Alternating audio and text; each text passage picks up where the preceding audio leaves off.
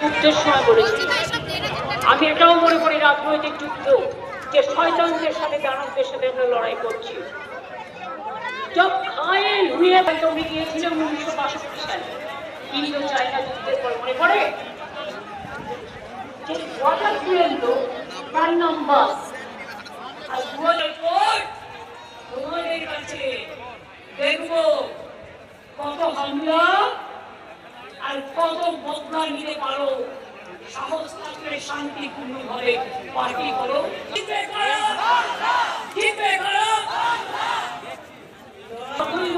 সব দখল করে রেখেছে বাইরের লোকেরা। নজর রাখুন প্রত্যেকে নিজের নিজের এলাকায়, যাতে কোন রকম টাকা বিষয় দেখায়। Thank you, thank you. আমার মনে হয় যারা রোজা করেছেন তারা যাবেন, তাই তাদের আগে আমি আমার বক্তৃতা শেষ করলাম। আমরা